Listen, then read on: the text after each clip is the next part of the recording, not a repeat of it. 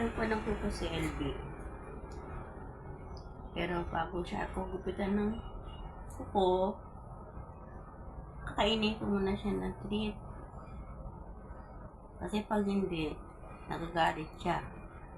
Kaya habang pinakakain mo na siya ng treat, ayaw niya, tingnan mo, niya binibigay yung paano. Yung kuko niya, dalaki na.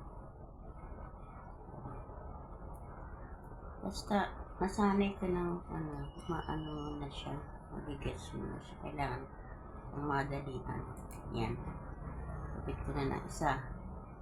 Hindi na masyado maano yun. Sa ano mo yung treat niya. Ano pa siya, pero yan. Hindi pa siya, haba na eh.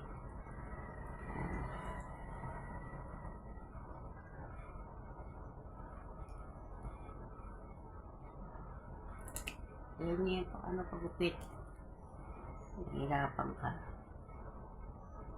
Pero pag sanay ka na sa kasi sanay na rin ako, hindi ko na siya dinadala para pagupitan ng kuko.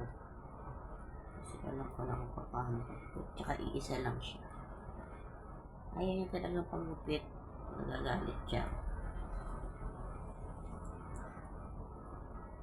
So, ano mo lang yung treat niya. Pwede mo. Ano ka na? Kapit niya. Kanyang kuko. Kasi meron siya pinakamatutos na kuko. Yun. Pero, okay na. Ito ka handali.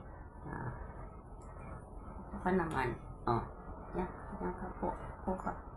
Down. Ito tulis eh.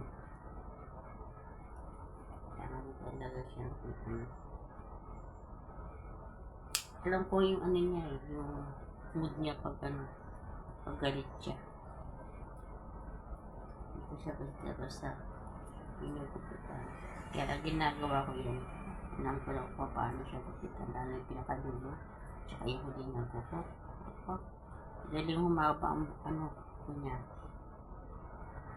Pwede na pa siya. Kasi nalalaw na niya pa yung